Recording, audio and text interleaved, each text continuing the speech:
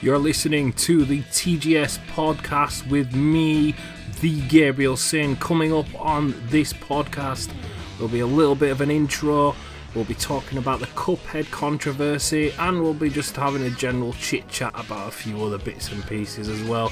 Stay tuned, all coming up very soon.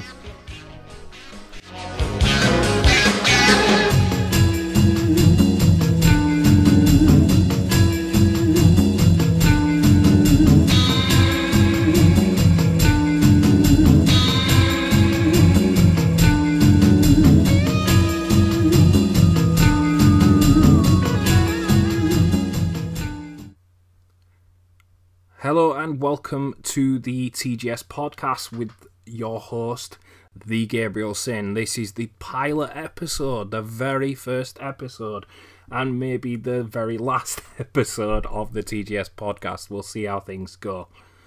So we've got a few topics to run through. First one I wanted to talk about is the Cuphead controversy, but just before I get to that, I just wanted to give a quick introduction to what this podcast is predominantly going to be about.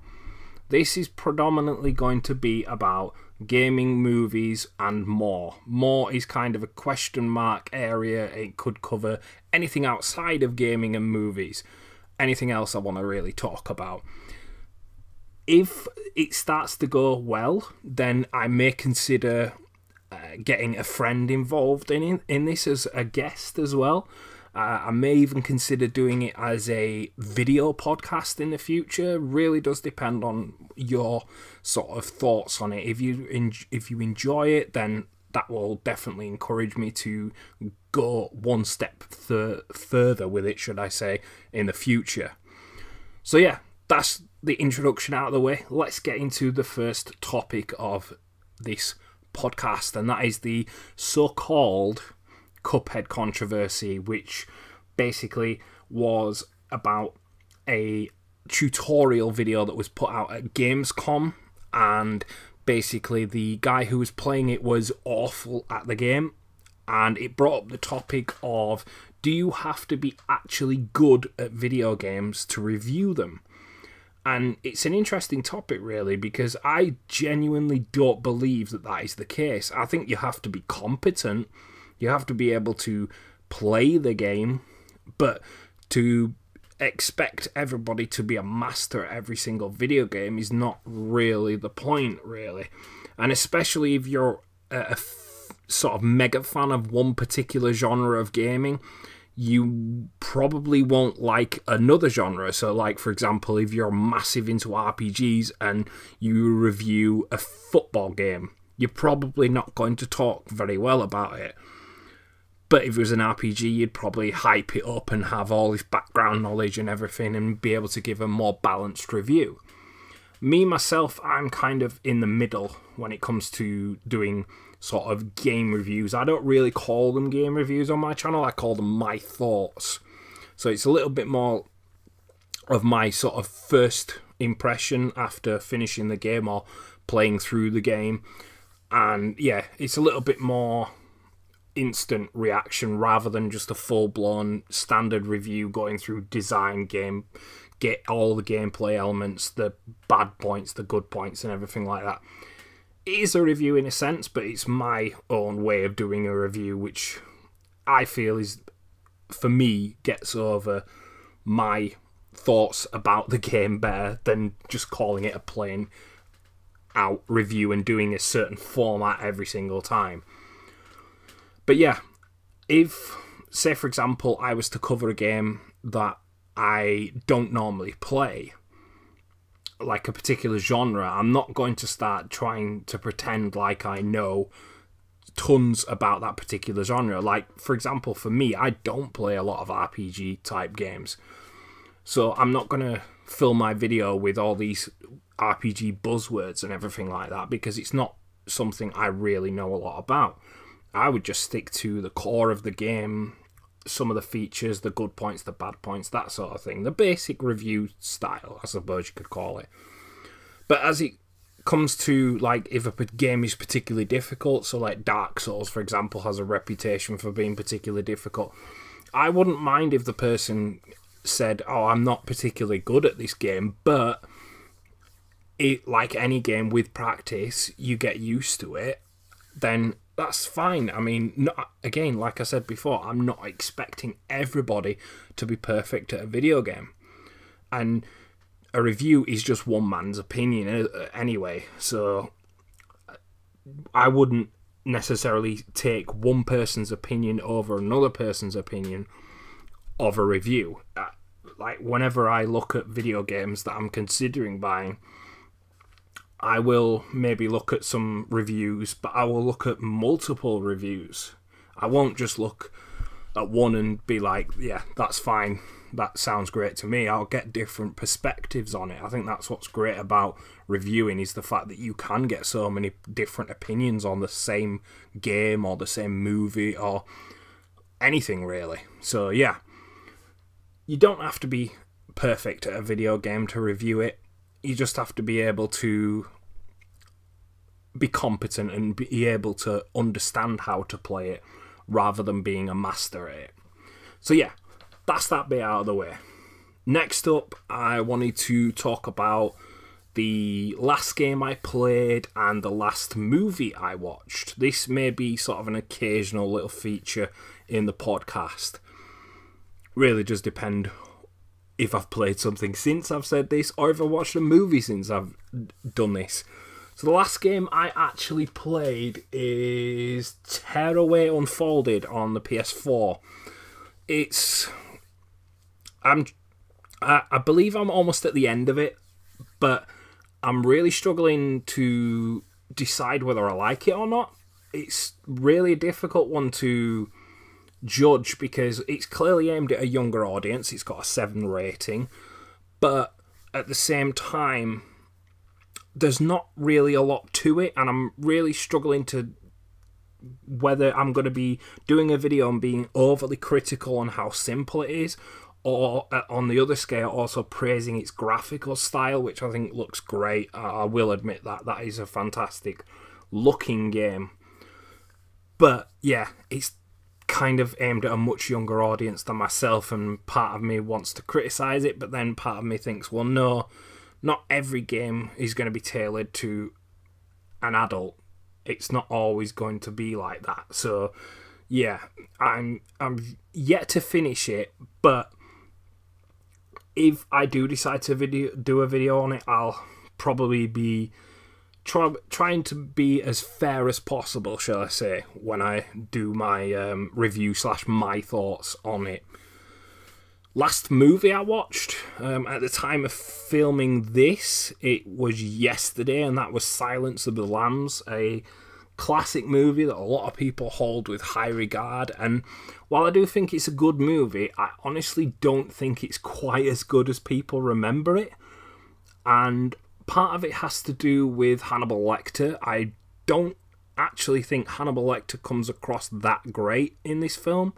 Some elements from Anthony Hopkins' performance in the film is fantastic, but then there's the corny, I ate his liver with some fava beans and some Chianti and all this sort of stuff, and it comes off as really sort of cringy and not very good at all, not remotely scary, more funny than anything. If anything, the performance by Jodie Foster as what's her name? What is her name? I've literally lost her name, her character name. Sterling, is it Clarice Sterling, I think it is, yeah. I only watched this last night, god damn it, and I already forgot that. That's really bad. But I thought her performance was actually, in my opinion, the better performance of the two leads in the film. I also feel that Buffalo Bill, the main sort of bad guy, there's very little, in fact, there doesn't really seem to be any sort of backstory to him. This is not something I really looked at when I first watched it, and even the time since. But for whatever reason, I was a lot more sort of analytical with the film this time, and I sort of broke it down more, and I was like, there is certain elements that work great and others that just don't really stand up too well. And in fact, I may even decide to do a separate video on this, talking about how I feel a certain other Hannibal Lecter movie is actually better in some ways than this. But I'll leave that to a separate video just in case I decide to do that. Spoilers, it's not Hannibal. But yeah, those were the last game I played. I've yet to complete, as I say, Tearaway Unfolded. And the last movie, as I say, was Silence of the Lambs. Again, like I say, still a great movie, but not quite as good as I remember it. Then, to wrap up, I wanted to talk about phones. Basically, I've had the same phone for, gosh, how many years now? At least 4, maybe 5 years. Yeah, I know. We're probably pushing more towards 4 than 5, actually. I'm not the sort of person that needs the latest technology. I'm not wanting to, neither do I need to spend £1,000 on a mobile phone. It's ridiculous, in my opinion, that people do that. If you have the money and you want to do it, go for it if that's really what you want. But for me, it's more about just having something that will do what I need it to do.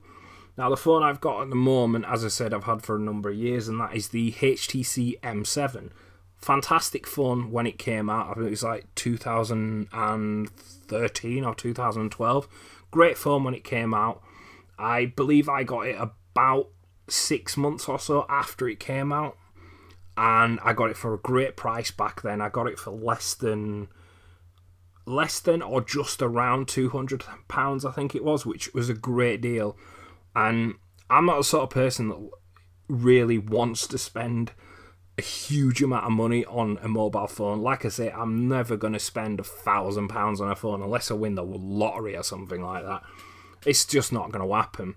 So it is starting to get a little bit slower. It still does the job, but it's starting to get a little bit slower. It's starting to see its age, and there are some great sort of mid-range options. In fact, there are also several upgrades of the HTC phone that are improvements on this, but there's also a budget one which I've seen, which is from China and doesn't seem to be available anywhere except for a website called gearbest.com. The HTC that I'm looking at is the HTC M9, so 2 generations above. From what I've looked at, it looks like a decent step up from what I've got. But there's also this other phone, which I'd never heard before until literally a few days ago, called the Elephone SA. Yeah, never heard of this company before, but it is a 6-inch 2K display. Yes, not 1080p, 2K resolution display. And it's almost bezel-less. 6-inch display as well, like I said. It looks, for the price, and it's less than, both these phones are less than like £200, so not really going above what I paid really for my previous phone, which I'm quite comfortable paying. And it's quite an incredible phone, actually.